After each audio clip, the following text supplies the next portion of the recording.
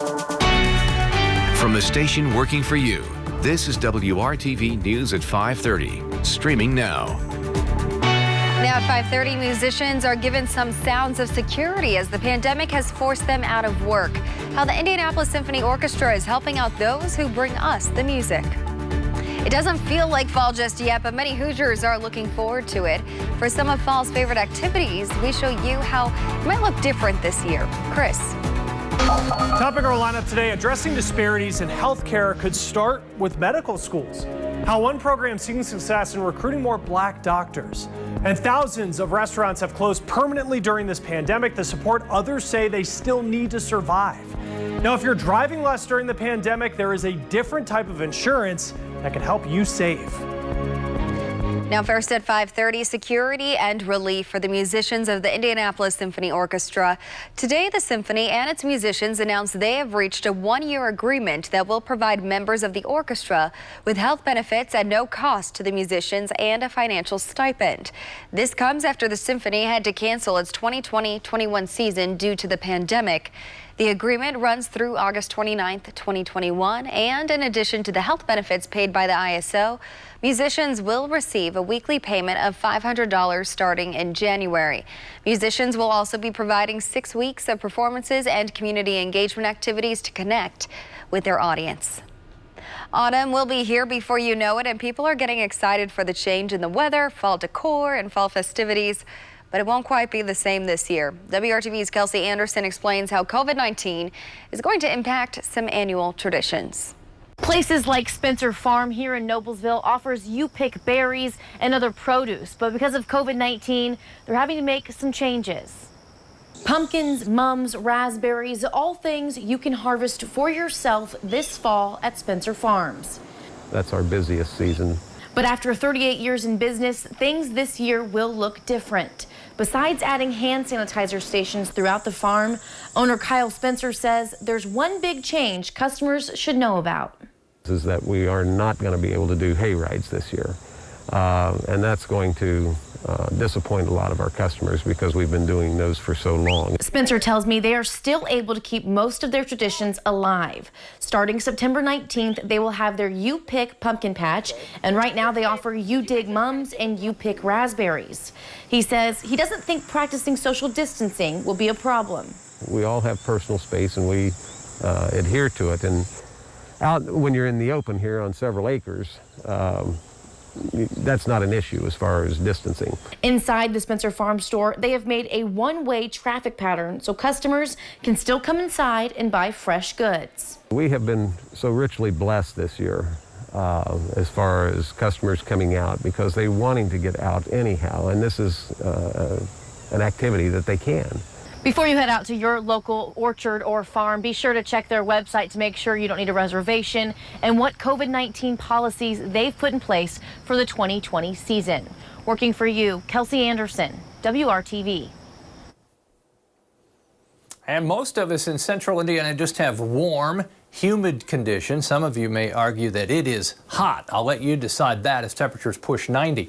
The headlines for the evening: thunderstorms mainly north. I'll show that to you in a second with an isolated severe threat. We've already had a hail-producing storm just southeast of Lafayette with potential golf ball size hail there. The hail potential or size has backed off a little bit, but those are the main threats, wind and hail from the stronger storms. Show you the radar. We've got thunderstorms warnings, as you can see in northeast Indiana, and then the cell that sits just to the southeast of Lafayette now, another stronger one between Williamsport and Veedersburg, just north of Interstate 74. We zoom in from Rossville to Frankfort across 421. That storm is moving to the east, so if you can put your car inside, that would be a way to protect it from any hail from that thunderstorm. There are the temperatures.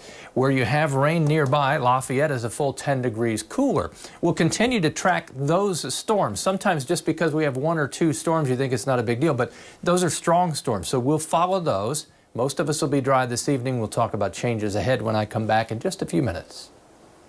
The wildfire situation in many places out west, including Northern California, escalated over the long weekend. The military continues to rescue people trapped mainly in remote campsites by the Creek Fire in the Sierra National Forest. Now it's burning homes and is far from being contained. High winds are in the forecast for the next 2 days. Power also had to be cut to nearly 200,000 homes in central and northern California to prevent power lines from sparking more fires. The Senate will vote on a coronavirus stimulus bill as soon as this week. That's what Majority Leader Mitch McConnell is saying today. The bill includes $105 billion to help schools reopen, also a $300 per week supplemental jobless benefit, and money for child care providers, virus testing, and a vaccine. Also, protections against lawsuits for businesses. It's not expected to advance, though, with Democrats holding out for a larger aid package. Georgia's Secretary of State is looking into allegations of double voting. Now, it's suspected that people submitted absentee ballots during the June primary and also voted in person. The Secretary of State says that his office has identified about 1,000 cases of double voting. It's not clear whether any races may have been affected. 9 pharmaceutical companies are promising to fully vet their COVID vaccine before asking for federal approval. Now, these companies are getting federal support to develop a candidate vaccine. The companies are concerned that pressure to develop a vaccine by November could push doctors to put one out before it's ready. The companies vowed that they would only seek FDA approval if a phase 3 clinical study showed the vaccine is safe and effective. Usually trials like these take years to complete. Now the COVID-19 Prevention Network is trying to get more people of color to volunteer for these trials. These ads start airing today on TV. They encourage Black and Hispanic people to join. Now, Dr. Anthony Fauci emphasized that diversity is important in these trials. He says that more than 1/3 of volunteers need to be Latino and more than 1/4 should be Black. Jarrell Marshall decided to volunteer after a doctor said that they needed more African Americans in the trial. I feel like, something big. It's affecting everybody, and I just want to, get back to normal, as I'm sure everybody else does. Vaccines and medicines can work differently in racial and ethnic groups. Black people are more than twice as likely to get coronavirus. Latinos are nearly 3 times as likely to become infected. That's according to the CDC. Now, ahead in our lineup, medical schools could be the place to help improve health care. How one program is seeing success in recruiting more doctors of color.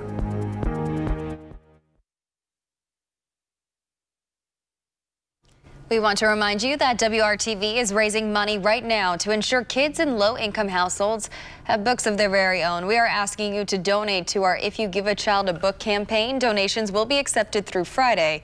Just go to WRTV.com/giveabook for details on how to donate. Chris?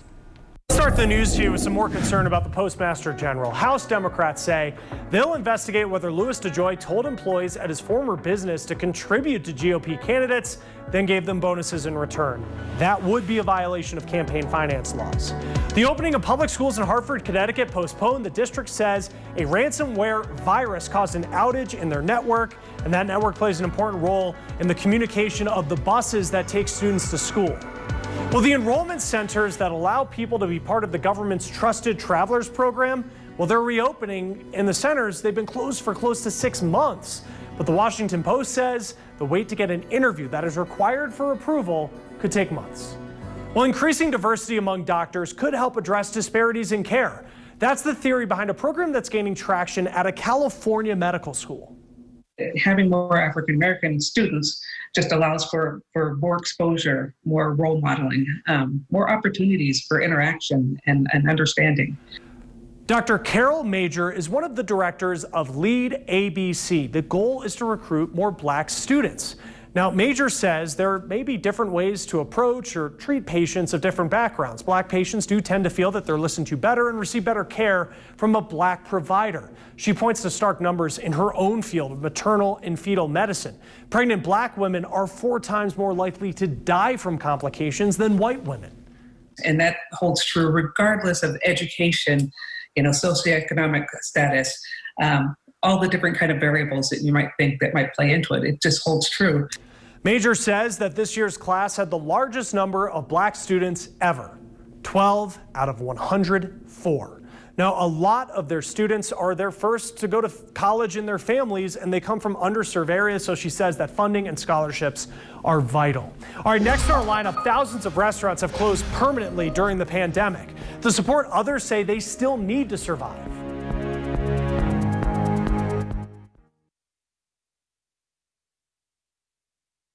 How do you feel when you see blue? When I see blue, I feel nervous, worried. Nervous and worried. Sometimes I feel safe, other times I feel uncomfortable. The NYPD is trying to build better relationships with young people. The department has its Options program. It was already in place prior to the pandemic and recent unrest. Police meet with local youth, they talk with them and lead them through some of the difficult encounters that they go through. The NYPD says the program has inspired teens to join the police academy. Now, the highways you drive on, the school programs your kids rely on, those are just some of the things that tax dollars pay for. Now, how much you get from the federal government to help pay for them all comes down to the census. But as Maya Rodriguez explains, this time around, experts say the census is in danger of getting those numbers wrong and the money dictated by it. You may have gotten one in the mail or a knock on the door. For months, the Census Bureau has been counting every single person living in the United States. Even the homeless in a rural state like Montana get counted. In the last month, we have finished and submitted census for 70 homeless people. But this year, an accurate census count could be in jeopardy. The census is not a dry statistical exercise. Thomas Wolf is with the Brennan Center for Justice, which is pushing in court for an accurate census count. He says because of the coronavirus, the Census Bureau extended the deadline for in-person counting, setting it for the end of October. But then... Suddenly then on August 3rd, the Commerce Department and the Census Bureau abruptly and without explanation said that they were going to go back to the original timeline. The Census Bureau now plans to stop counting at the end of September, a full month earlier than planned. The agency also plans to speed up processing all the census data, though a federal judge temporarily halted the plan until there can be a court hearing later this month. If you cut the time short, you don't have enough time to collect the data. You don't have enough time to process the data. And then you end up with real problems. Problems that could include undercounting communities of color, like African Americans, Hispanics, and Native Americans. In response to our questions, the Census Bureau referred us to a statement which says in part, "We are taking steps and adapting our operations to make sure everyone is counted while keeping everyone safe." But census maps, updated continuously, show that's a struggle in some states. Montana, Arizona, Alabama, Georgia, and New Mexico rank at the bottom of the list, with only about 3/4 of households responding. And that can end up costing those states billions of dollars for highways, food stamps, school programs, and student loans. When we don't participate, the money goes elsewhere. A loss of money that can last a decade until the next census. In Washington, D.C., I'm Maya Rodriguez. Maya, thank you. And meanwhile, multiple federal court cases are challenging, among other things, the census schedule and the Trump administration's effort to exclude undocumented migrants from the count. Now, whether all of those cases are resolved before the census is set to end remains to be seen. And we're doing some nowcasting this evening. What I mean by that is we're following two different thunderstorms, and they're really the only thunderstorms in all of the viewing area. They're strong and been producing hail, torrential rainfall, and near constant lightning. One is about ready to depart Tippecanoe County, and the other sits in Fountain County, just to the south of Williamsport and north of Petersburg. As far as this evening, any thunderstorms remain mainly to the north and an isolated severe threat.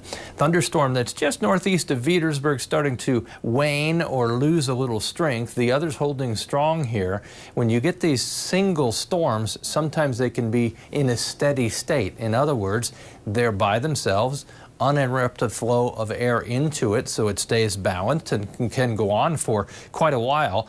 This at times flares up with the ability to produce 1-inch diameter hail to almost golf ball size hail. This is to the east of Sheffield, about ready to cross over State Road 38. Those of you in Rossville, south along Rossville, south from Rossville along 421, watch for the approach of the storm from your west. As we go through the evening, There's another example of some other storms firing up, 9 to 11, then fading away. Don't forget the Storm Shield app. It is free. It's a weather radio for your phone, so it can give you vital information with storm warnings issued. Temperatures tomorrow, 78 by noon. Lots of sunshine. We're warm again. Upper 80s for the high tomorrow afternoon, but mainly dry. Let's start the news feed. Fans can now get access to Black Panther comics for free. Comixology is a comic book database that's owned by Amazon, and on the site you just search Black Panther and click on single issues. Tiny but mighty. NASA has sent genetically enhanced mice to space. They hope that the mice can help develop therapies related to muscle and bone density lost in astronauts. The special mice showed recovery of muscle mass when they did arrive back to Earth. Well, consider this Willy Wonka, but it's real life. Jelly Belly's founder giving away a candy factory. Now, he's hitting golden tickets nationwide in the form of necklaces with verification codes. A grand prize winner will get his candy factory in Florida. It does cost about $50 to receive a riddle and play. The clock is ticking for restaurants across the country. They're desperate for another round of aid from the federal government. An estimated 16,000 have permanently closed since the COVID outbreak began. And as Chris Conti found, others are doing whatever they can in hopes of making a rebound. We are turning 50 in February. Fingers crossed.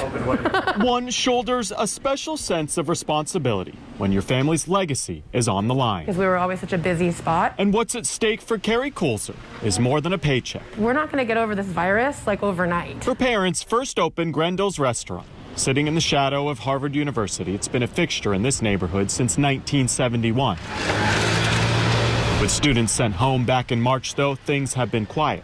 She's run out of PPP funding and running on empty. The dominoes are going to fall. I mean, without some kind of support, some kind of stimulus, all facets of the economy are going to struggle, and it's just needless. We have our Grendel's face masks. Like restaurant owners around the country, this 50-year-old has tried to get creative. From outdoor screened-in pods for dining to a new line of to-go cocktails and trail mix. I needed to better blend our Mayan mix. But Carrie knows mixed drinks aren't going to keep her afloat forever. We need more forgivable loans. Politicians in Washington are at a stalemate over another round of funding. Something especially troubling to Carrie, who saw an immediate impact from those first round of stimulus checks. The moment people started getting their unemployment stimulus checks, we started to see an uptick in business. The minute they went away, we saw it fall down. The restaurant industry is in a really unique challenge right now. We were the first industry to be shut down by state and local governments. We're going to be the last to fully recover. That's Sean Kennedy. He's with the National Restaurant Association. His group has been lobbying Congress hard for any kind of funding to help restaurants on the brink of collapse. What's clear is that we need a more long-term, far-reaching approach from the federal government, or businesses like restaurants are simply not going to be able to survive. Historically, restaurants have the lowest amount of cash on hand compared to any industry in the country. Most restaurants only have enough cash to get by for 16 days. And nationwide, more than 100,000 restaurants have had to shut down for a second time. We've lost more jobs and more revenue than any other industry right now. That needs to be a big alarm bell here in Washington. We really will need to have some assurances that we're going to get some kind of government assistance. Until that time, though, Carrie will keep trying to reinvent a recipe for survival, knowing her family's legacy is on the line. In Cambridge, Massachusetts, I'm Chris Conti. Chris, thank you. And finally, in our lineup, if you're driving less during the pandemic, there is a different type of insurance that could help you save.